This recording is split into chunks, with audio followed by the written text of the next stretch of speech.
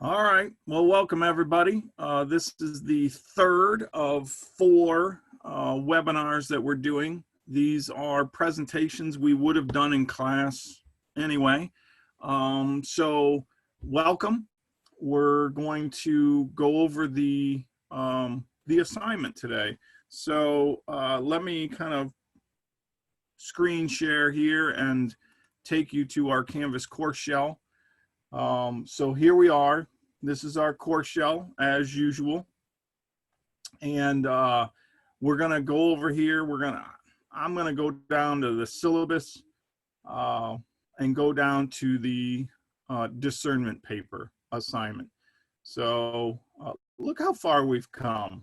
You know, way back here in January, we have gone quite a ways. And if you go right here to Tuesday, April 28th or April 30th, depending upon the class you're in, it's down here. So what you can see is we've only got a couple of weeks left until the paper's due. So that's important to know. What you'll also see is that, you know, we kind of wind down pretty quick after that. So we're going to click on the discernment paper. And I did change this a little bit this morning to have it laid out a little better. But I'm going to go through this page with you today so that you understand the actual assignment, how to do it, what's all on the page here to help support you when you're doing the assignment. And also go through a couple of the things that are on here. And then that's it, okay? So when you click on the discernment paper assignment description, it gives you the basic prompt and so forth here, but you really got to scroll down a little bit and get down here to the assignment description. This document right here is the full description of the assignment. You definitely want to go there. I'll go there in a second. Then you have webinar number 1 here, which was what's a concept. So the paper is about concept change. And so that webinar, which we recorded last Tuesday on April 7th, goes into that. And we in this webinar, we discussed this Prezi that's here, and we talk about what's a concept and a little bit about change of concept. I want to talk a little bit more about that today, but that's up there. Then there's webinar number 2, what's up with the critters. We did that on April 9th. That's here, and we go through this Prezi, and there's a little handout here that describes the critters, which we described way back at the very beginning of the semester.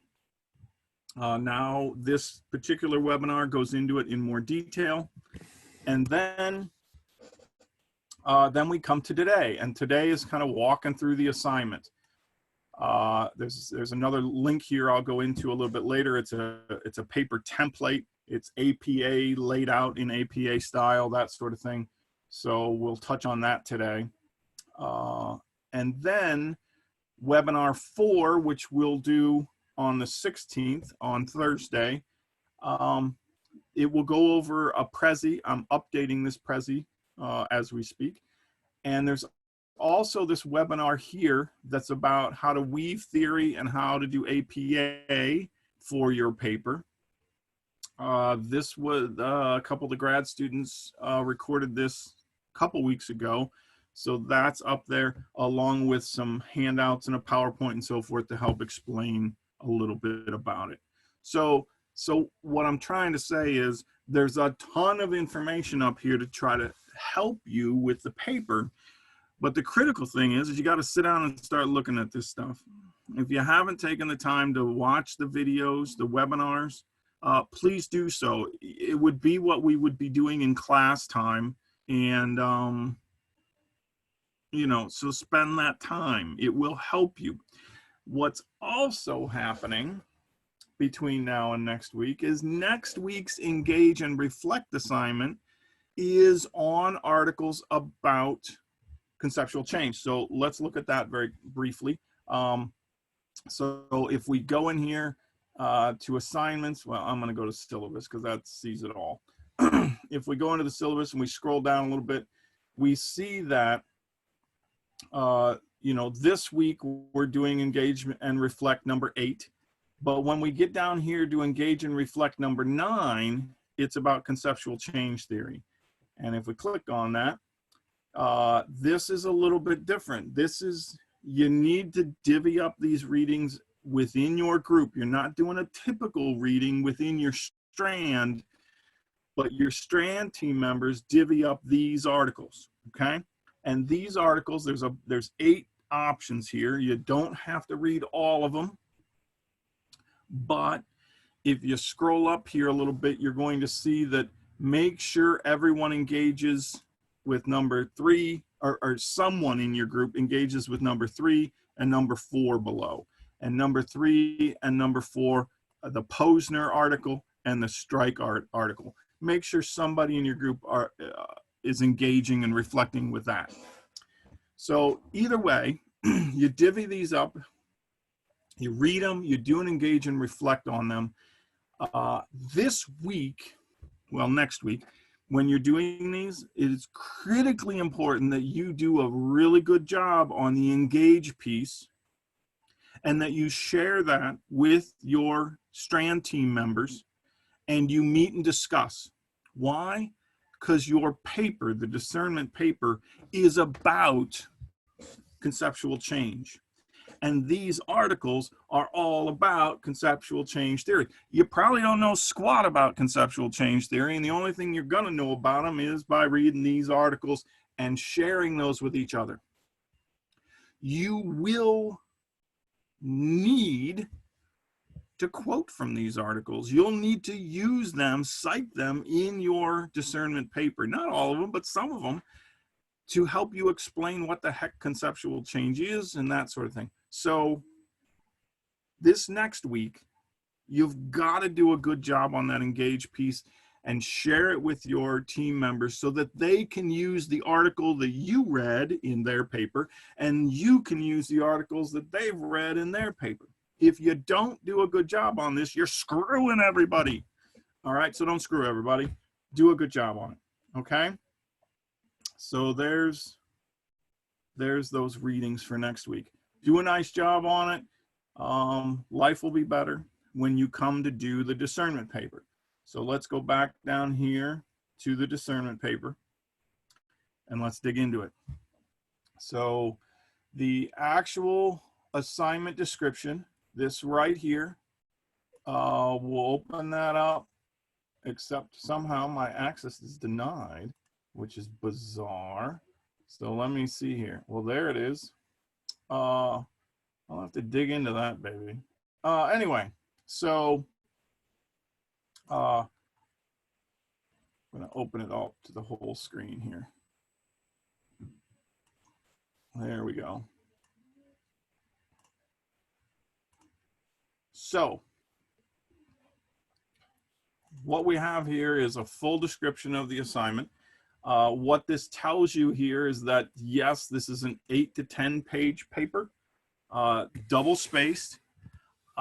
It's a research paper. A lot of the research has to do with you. So you got to do a little bit of book work. You got to do a lot of you work in order to write this paper. It's only 8 to 10 pages, and I know that may freak some of you out. However, I'm telling you, most everybody, when they sit down and they actually start writing it, and when they get the, when they figure out what they're going to write about, 8 to 10 pages isn't enough. We've got lots of people who turn in 12 pages, 14 pages, 17 pages. A lot of people do that because, one, you're writing about yourself. You're writing about concept change. You're writing about how you have gone through some sort of conceptual change. It's you. So people have a lot to put in this paper. And I'm telling you, this is one of the cooler papers. I taught writing for a lot of years and read a lot of bad papers. The work you put in turns out a really nice product, and it's something that you will look back on from years from now and go, is that what I thought? I can't believe I thought that, but it'll be great. So but it is 8 to 10, so it's going to take you some time to write, and you got about 2 weeks to do it. So get busy. Then here on the assignment description, it gives you a brief explanation of concept change, but it's incredibly brief. If you look at some of these webinars and so forth, you'll get a better idea than that. And then we get to the prompt. So let me read this. Based on a thorough review of your work in this class. So you're reviewing the work you've done in this class, all of it. And there's a list here. Thinking about the field trips you've been on and the Black Issues Conference you went to and the Unknown Known paper that you wrote the very first week you were here. Do you remember that? Look at that paper, read it again. All the course readings you've done, all the engage and reflects not only your own, but the ones your peers have done. Look at them, look and review them. The E&R agendas, that's where you have recorded every week some of your ideas and your Strand team members' ideas. Read that. The professional development you may have done, the feedback from your peers and the feedback from your instructors, review all of that, okay? Because that's evidence you'll use in your paper. So based on a thorough review of your work in this class, describe to what degree you have experienced conceptual change about something in the field of teaching and learning during the course of this class. All right? Now, you can include things from outside of this class. So I'm going to make an assumption here that some people are going to have parts of their discernment paper talk about what's happened since the pandemic, like the influence of that experience on them and their concepts. It sure as heck has been messing with mine. So I could see, you know, it doesn't have to be just things you've done in this class, but during the time period of this class, what sort and to what degree have you gone through some sort of conceptual change? And so what we're asking you to do is to look at the work you've done, and how does it reveal some of your concepts? How does it, some of those critters running around your head? How does it reveal those? What does it say about you? What does it say about how those concepts have evolved or changed or grown in any way, shape, or form? And that's what you're going to write your paper about. To what degree have you experienced conceptual change? Okay? And then, you need to describe the significance of that conceptual change. What's it mean that you've had conceptual change? What's it mean that you may not have? And that's what this note is about here. So you got to make sure you get this. We do not assume that you have had conceptual change. We don't assume that you have gone and changed an old concept into a new concept. We don't assume that at all. In fact, lots of people will answer the question, to what degree have I had conceptual change? 0. I've had none. I haven't changed one dang concept. Great, that's fine. That's fine. We're cool with that. Write a great paper, it'll be beautiful. We'll talk about how to do that sort of paper probably in the next webinar, okay? But you can do it. So this is your big question that you're trying to answer in this paper. And I'll talk about how to do that. So, but right now we're in the nuts and bolts piece. So then you got the instructions here. Tells you how to format. It needs to be APA. It needs to be 8 to 10 pages, typed, double-spaced, 12-point standard font, 1-inch margins, typical APA. Excuse me. You will need a cover page, and that cover page does not count as part of your 8 to 10 pages. Excuse me. Typical APA papers need an abstract. You do not need an abstract on this paper. Instead of the abstract, you're going to cut and paste the rubric for this paper, which is down below. I will show you that in a second. You will put that as the second page of your paper. First page is the cover page, second page is the rubric. And then you begin the content of your paper. And that's what needs to be 8 to 10 pages. You need 8 to 10 pages of your writing. The cover page doesn't count, the rubric doesn't count, the works cited page doesn't count. Okay. 8 to 10 pages of your writing. You can include headings, but make sure you look at APA guidelines for how to do that. Reference page, you're going to need one of those because you're going to be referencing articles and your own work in this paper, so you need to do that. You may include an appendix if you want. Look up APA, why you would want to do that. I don't think we've had very many people do that, but some people will throw in an extra piece. But that also does not count towards your 8 to 10 pages, okay? We want you to create an original title. Don't just say discernment paper, okay? Boring, all right? Get a little creative here. Get a little interesting about yourself, all right? So something clever, something catchy, that sort of thing. Note this. This paper is about conceptual change. It's not about a topic, right? You're not writing a paper about online schooling, right? You're writing about your concepts. Now, those kind of could take the shape of a topic, but they're not. They're your concepts. And what's happened to those concepts in the last couple months of this class time period, okay? So your paper's about conceptual change.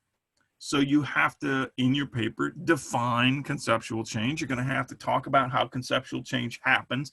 So you're going to have to reference those articles that you're reading next week, right? It's going to have to be a part of everybody's paper. But then once you do that, then you're going to use yourself as the example. You're going to use your concepts and the change that you've gone through as an example of conceptual change.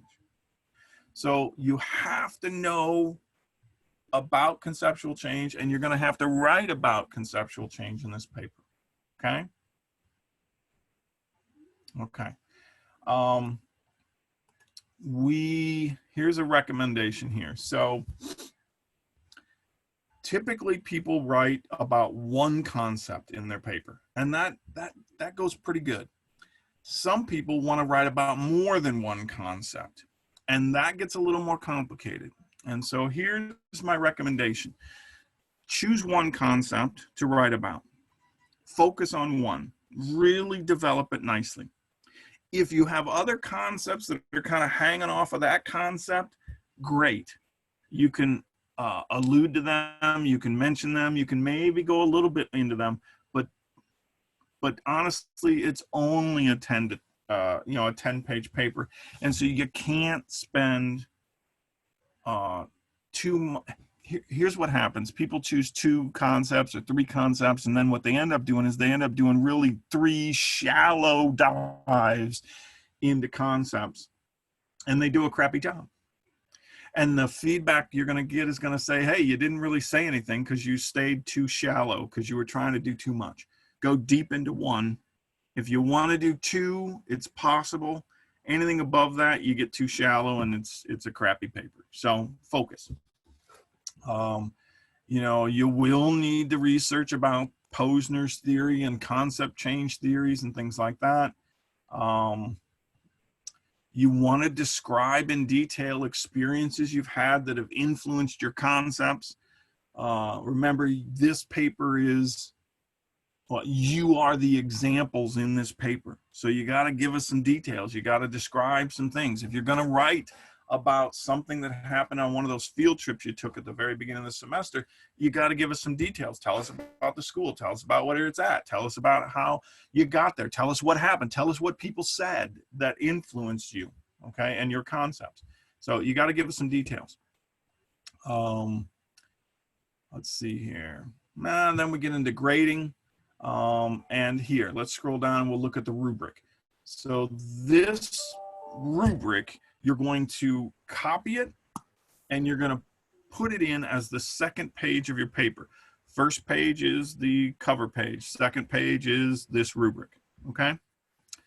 And then you're going to self-assess yourself. You're going to, take okay, I did good on this one, this one, this one, this one, I probably, put an X in. It's not, I didn't do that one in this paper, right? Whatever, you're going to self-assess and you're going to say, do you have a cover page? I mean, this gives you a list of things to do, right? Does it include the rubric page? Do you have an original title? Is it at least 8 to 10 pages, right? Is there a reference page? Do you have at least 4 sources, like from articles and so forth, that sort of thing. Then it goes into clarity of concept. You know, do you know what concept change is, right? Do you have references to articles and other sources about concept change? Like, you need to do that.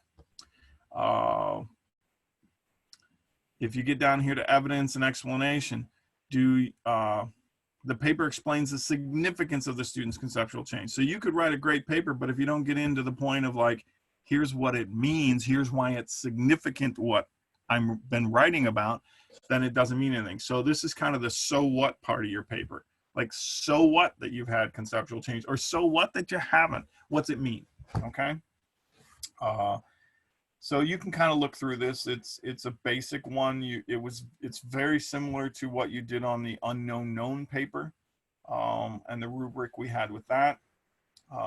Down here at the bottom, you got APA style. Did you follow that? That's a good 10% of your grade, right? So make sure. Can I say something about that real quick? Please do. The content of this rubric is correct, but the point values are incorrect. So we had to update the point values on things, and the weight is still pretty much the same, but this particular version of the rubric is not the one that we want you to use. The one that we want you to use is out of 150 points. Like, if you added up all of the numbers in the bars, right now this one's out of 100, it should be out of 150. So probably by the time that this goes up on YouTube, the correct version will be there, but just make sure that you're using the correct one. Send that to me quickly, and I'll make sure that that's changed right after we get done with this. All right. Will do. I thought I put the right one in there, but apparently I did not. So I'll fix that if you help me. So that's basically the assignment description. Okay. You are describing to what degree you've had conceptual change happen to you. Okay. So let's back out. We're going to back out of here a little bit more. Let me do this.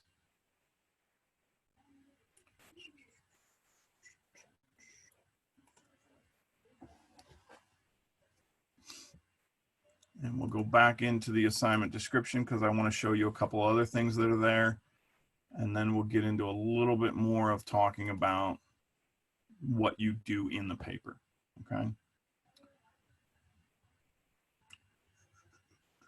Okay. So what we just got done is looking at this, right? I highly recommend you watch these videos, that you look at these prezzies, which are talked about in the video. So if you watch the video, you get the prezzie. And then I want you to come down here, this paper template. You don't have to use this paper template. You can if you want to, but you ought to look at it because what's in here is some important information. So I'm going to click on this, open this baby up. And what's in here, well, let me show you here. All right, so first of all, it's laid out like an APA paper should be laid out. And so you could come up here and you could put in here the short version of your title. You'd type that in there in all caps. You would do that up in that right hand corner. Keep the running head statement, you know, that doesn't change, but this stuff changes. All right, that where it says citing yourself. Same thing. Go ahead. Real quick, sorry. APA 7 does not use the running head anymore. And that is what is on the Purdue OWL website right now. All right. I'm not sure what version Katrina and Brittany covered in their video, but just keep in mind that because they updated it so recently, I'm sure people are fine accepting 6, but just stay consistent. No. If you're going to use 6, and the 6th version uses the running head, the 7th version doesn't. Awesome. I actually think that the student papers in APA 7 don't even have a header on the cover page at all. So, Right on. Right on. Thank you. mhm. Then you get down here, you got to put in your own title, your name, Bowling Green State University, and change this so it's the right class and section, okay, for you. Then, like here, it says insert your rubric here, all right? So get rid of that statement and put the actual rubric in there, which is in the assignment description. Then you come down here and you actually start your paper, okay? Now this text in here, you ought to read it, because what it's talking about is how to cite yourself in your discernment paper, okay? So there are some important things that you should know, because you're going to need to cite yourself in your paper. And so this describes some of that. And I'm going to show you a couple of the pieces here very quickly to help you out. So right here is one example. So let's say you're going to cite your unknown known paper, or let's say you're going to cite one of your engagement, your engage pieces or your reflect pieces, right? Whatever the assignment is, you can cite yourself, and it's a beautiful thing. So whether it's paraphrasing it or quoting it directly, you're going to put yourself in there. So what you do is you do your last name like you would cite any other source. You would put the year, so this would be 2020, and then there's this letter here. I'm going to explain that in a little bit, but it's A, B, C, D, E, F, G, right? Like those letters are going to be important in a little bit. And then whatever page that you're citing from your assignment, that your paper, your engage piece, that sort of thing. Okay, so it looks like you're citing just about like any other citation you would have. The critical difference, and we'll get into this, is that letter right there. Okay, that B. All right, so that's one way for in-text citation. I'll get to the works cited page in a second. Another way that you do it is this, and this is one that people use a lot, okay? And here you can see it says, J period Doe, comma, personal communication, and then it gives a date. So this is how you would cite an interview if you did an interview with somebody. This is how you would cite if you had, say, in your strand team discussion. You can cite something that was said in your strand team discussion, or something from class, or right, if it's a personal communication between a couple people, right, you can cite it. Now what this document tells you is this is how you cite it. You give the first initial last name, you say personal communication, and you give the date it happened, right? And this particular kind of citation does not show up on your works cited page. It is only cited in text. And so we will have people writing this paper who will not have the proper number of citations reflected in their works cited page, because they've included some of these sorts of personal communications that only show up in text. Does that make sense? So you're supposed to do at least 4 kind of references that are kind of research articles, that sort of thing, and 4 additional references from your assignments and so forth. Some of those can be these personal communications, and you're only going to see this sort of a statement pop up in your paper, not on your works cited page, okay? So the rest of this particular document here kind of tells you more about how to cite yourself, but we're going to go down here and look at this reference page for a second, okay? So if you look at this reference page, there are 4 different documents that are being cited, and you can see here there are 2 of them from the author of this particular paper, Gagne, comma A, right? So Gagne is citing an interview with Mr. Doe and My Purpose in Life, which was a paper that Gagne had written, okay? And you can see that same thing, Gagne, comma, A period, last name, comma, first initial, right?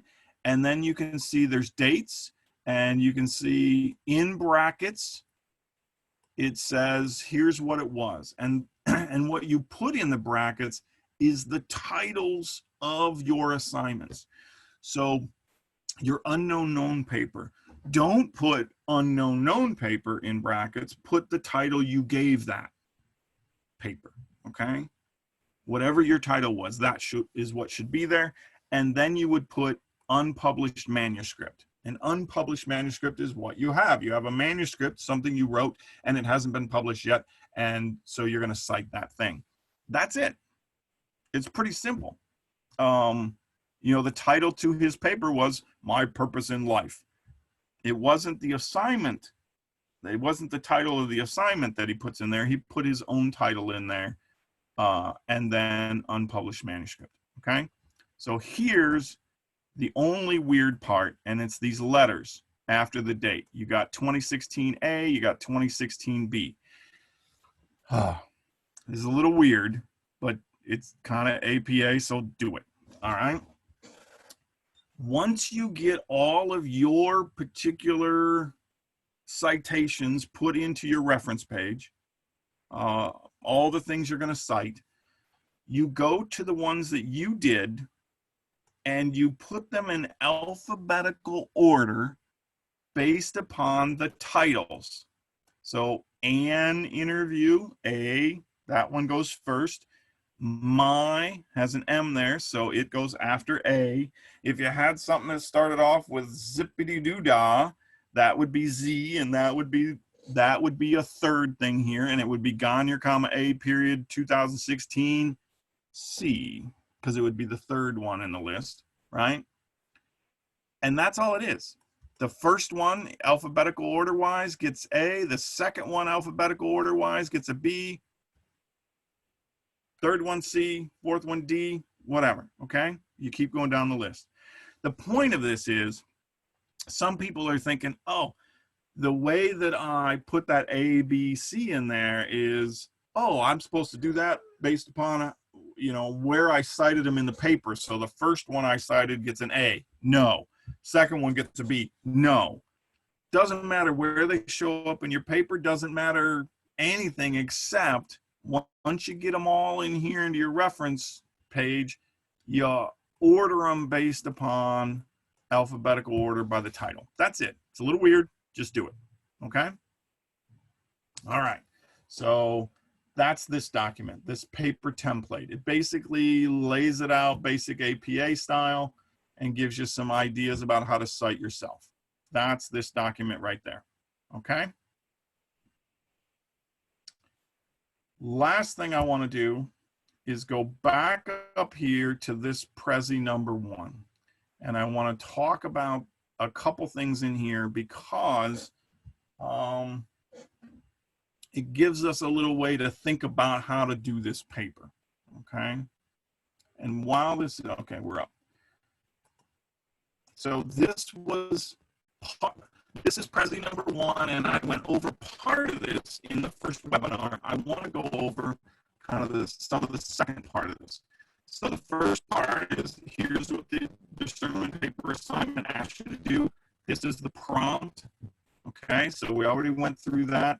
It talks about basic conceptual change theory, how you have a pre-dissatisfaction phase, a dissatisfaction phase, and a post-dissatisfaction phase.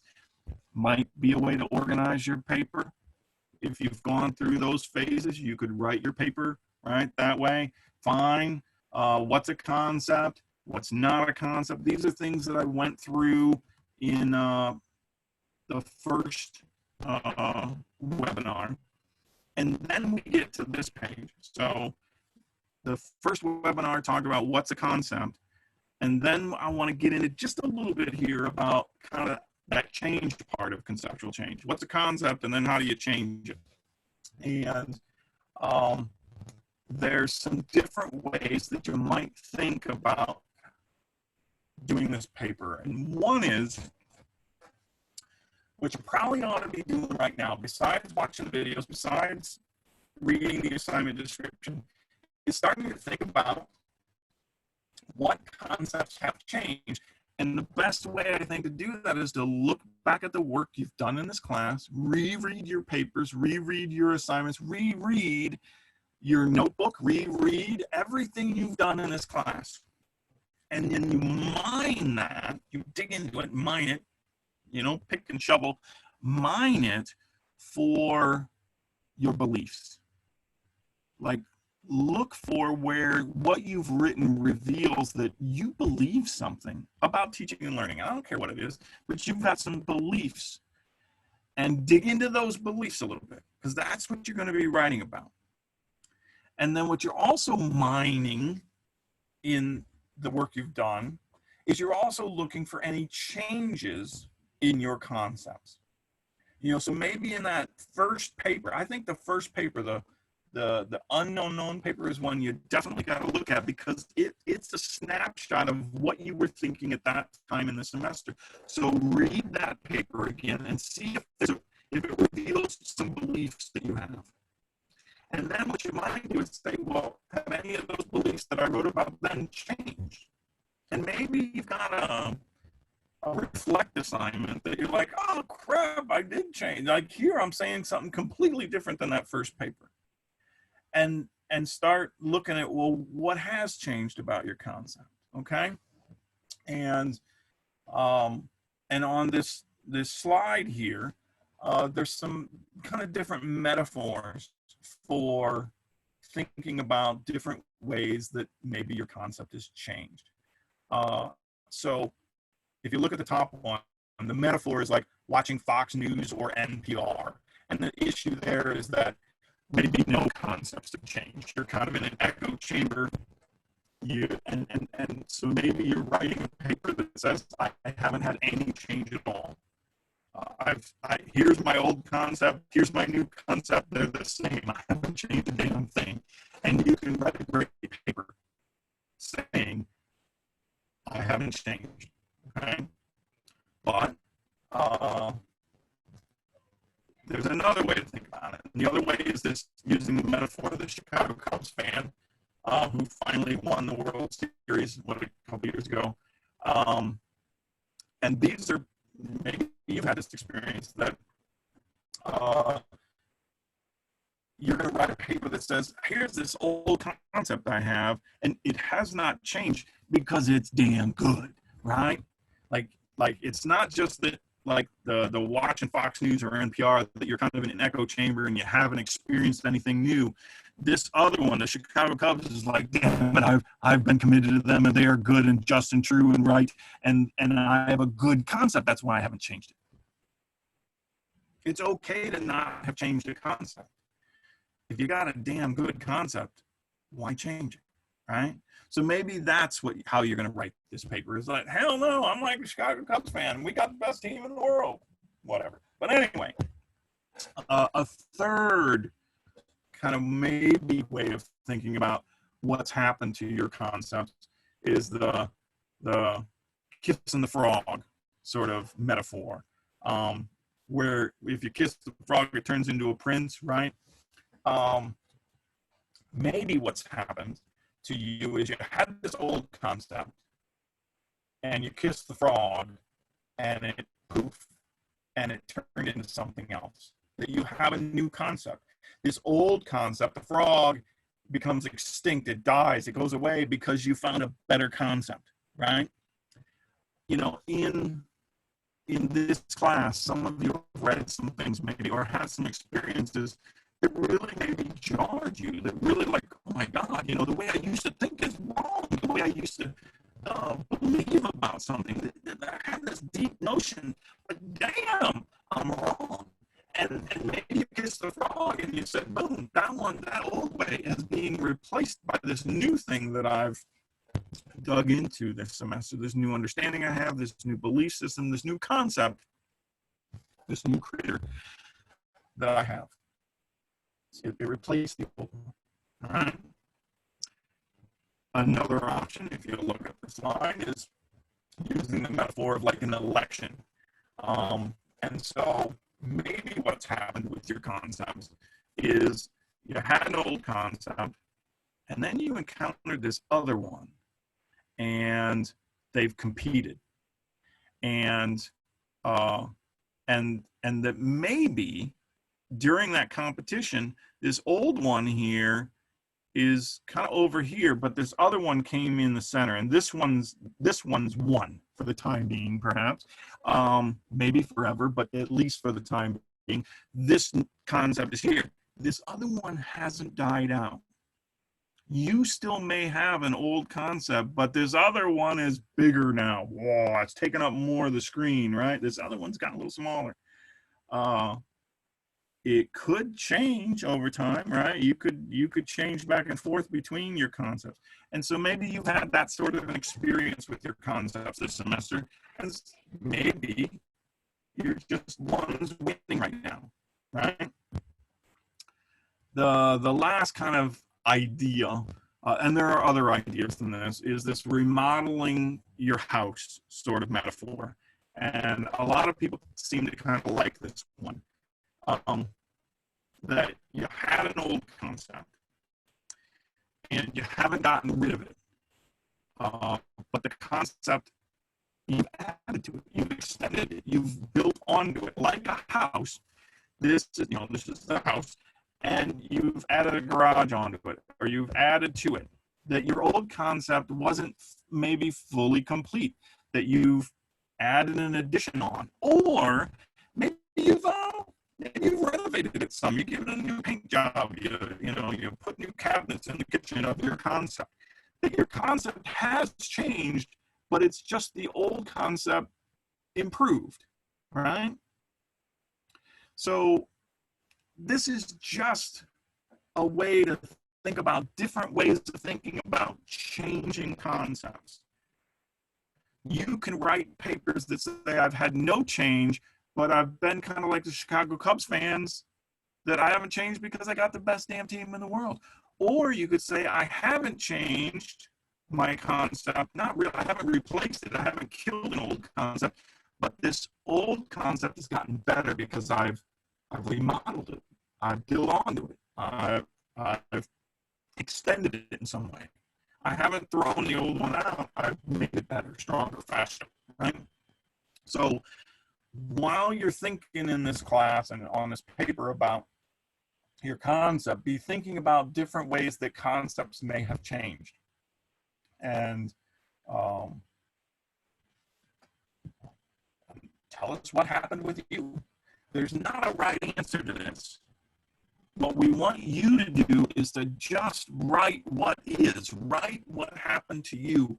And if what happened to you is you kicked an old concept out and replaced it, then tell us that. If what happened to you is you didn't change a damn thing, write that.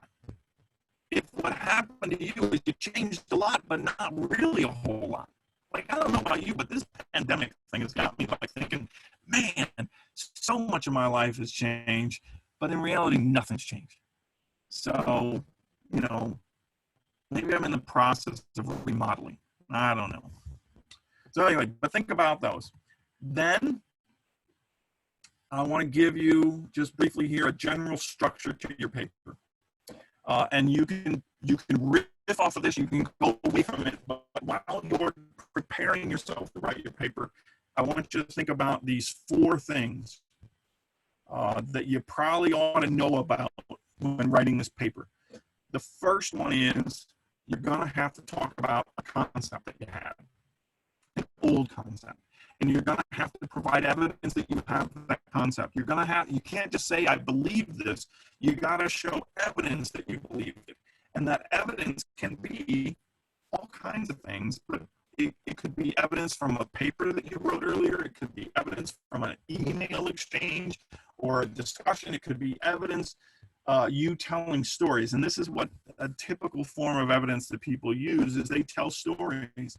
They talk about how they had this concept And they've had it their whole life because they were raised in a family that believed this thing. And how do I know we believed it? Because they tell stories about how when we were 4 years old, my mom made me do this.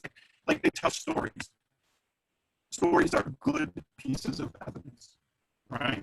Especially if you have multiple stories, because then multiple stories give you multiple pieces of evidence to demonstrate that you actually have a belief, a concept.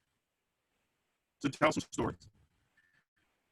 Second piece you need. So you got to provide evidence of an old concept. The second piece you need is you got to describe something that happened to you or happened to that concept in the last couple of months of this class, right? Well, 3 months been here, right? And so what you may need to do is think about what's impacted your concepts. Has it been some readings? Has it been some life experiences? Has it been somebody said something to you, some personal communication, whether it's in your strand group or whether it's from your grad student, whether it's from me, as somebody said something that's impacted your concept? What's happened to you? Could be a phone conversation you had with a friend back home. I don't care what's happened to your concept. And tell us those stories. Tell us what happened, okay? Third thing is you got to provide some evidence of some change in your concept, okay? That can be 0 degree of change. So, but you got to provide evidence that you've had no change happen to them. You know, you had some things happen, but why? What's the evidence that things didn't change? Or what's the evidence that some things did change, that you did start remodeling it, or that you did, you know, kiss a frog, or, you know, like, give us some evidence.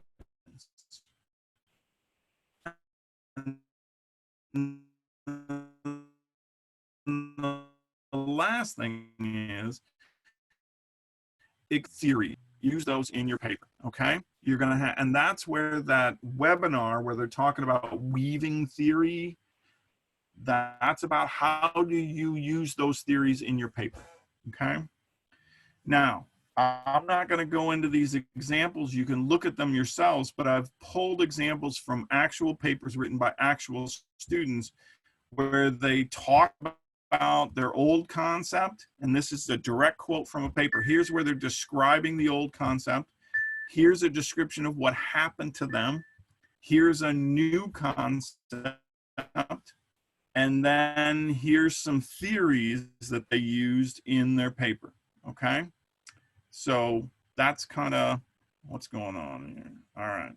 Sorry, I got a ping going on. All right. So there's this example. There's another example. Same thing. I broke it into 4 pieces.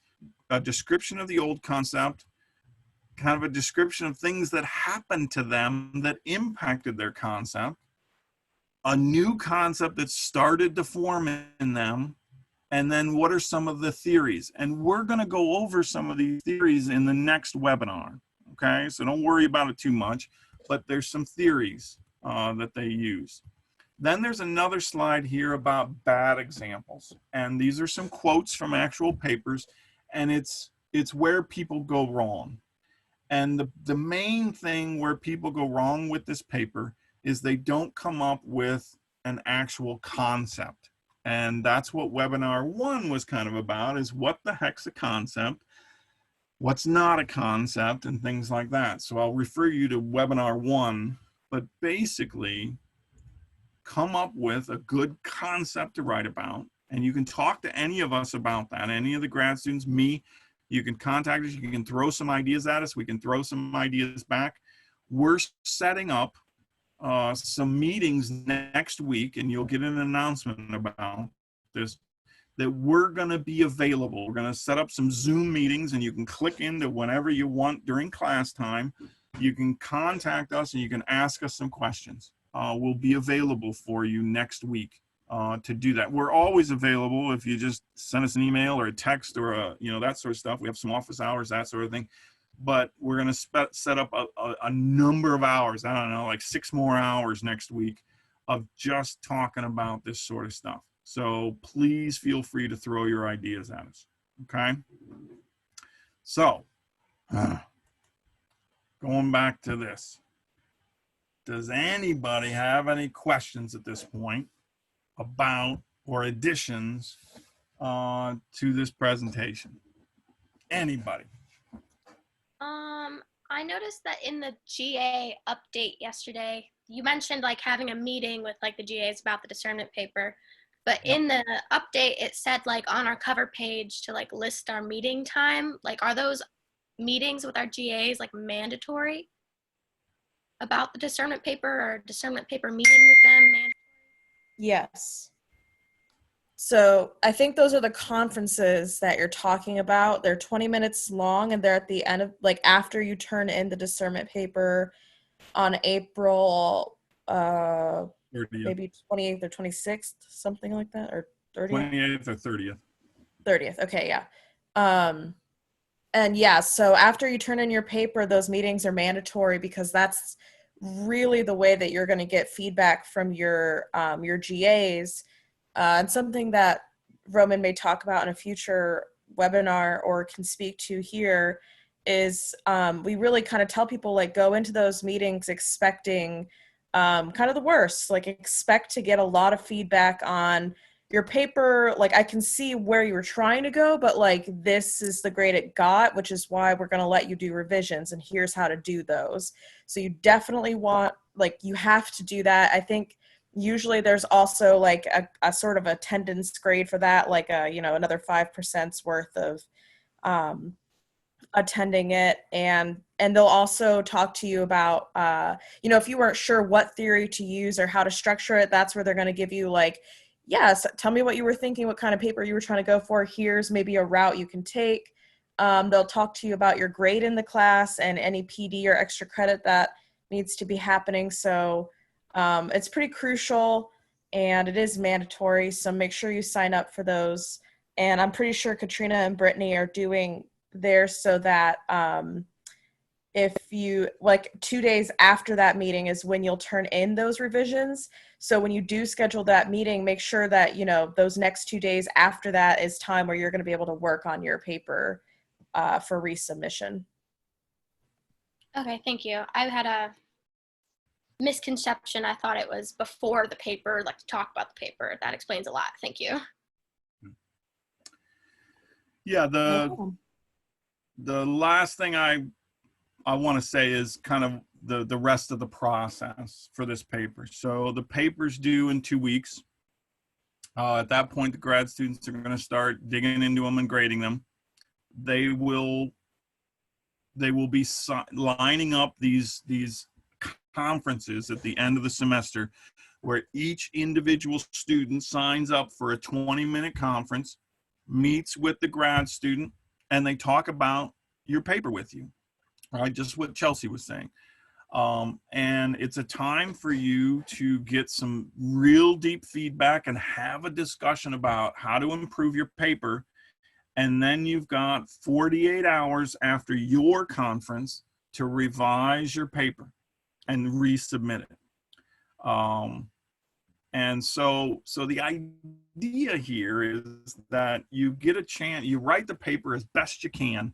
And if you some people treat it like, it's a first draft, I'll write like a 5-page version of it. No, you will fail miserably. Okay, you probably won't, but you know, do as good of a job as you possibly can do on this paper, so that when you're sitting there with the person who's grading it for 20 minutes, when you're sitting there with them, you can have a really kick-ass conversation about how to revise it to make it an A paper.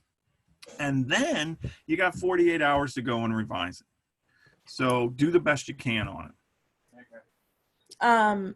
I will say too, for my people, like Chioma and Chelsea's people, we're not doing the 48 hours after thing. We're asking for our final revisions to be the Friday of finals week at 5 p.m. So the sooner you make your meeting, the more time you're going to give yourself to make those revisions. So if you're one of our students, don't get freaked out by that 48 hours. It doesn't apply to you. I forgot the other thing I wanted to say. Nope, I don't remember. I'll come back to it if I think of anything. Oh wait, no. It was the 5-page paper comment. I did have a student last semester who wrote like a 4-page paper for their first submission, and I had like nothing to tell him. I was like, I wish I could give you more feedback, but I don't have anything here to comment on. And he ended up not doing well on the paper.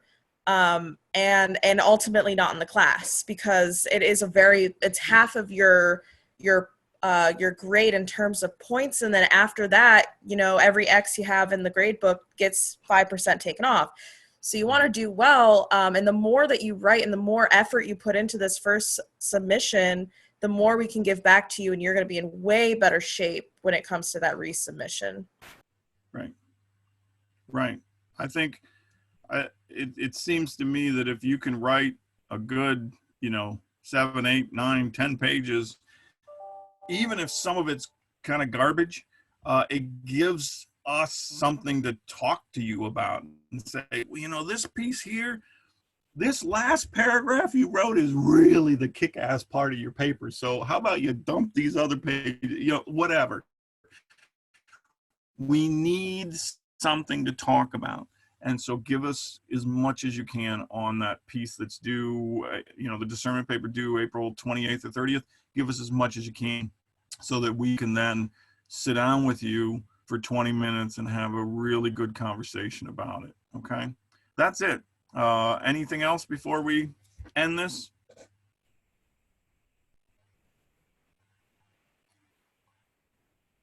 Hearing nothing, I'm gonna stop the recording and wish you all a wonderful day and a beautiful life, and don't do drugs. All right.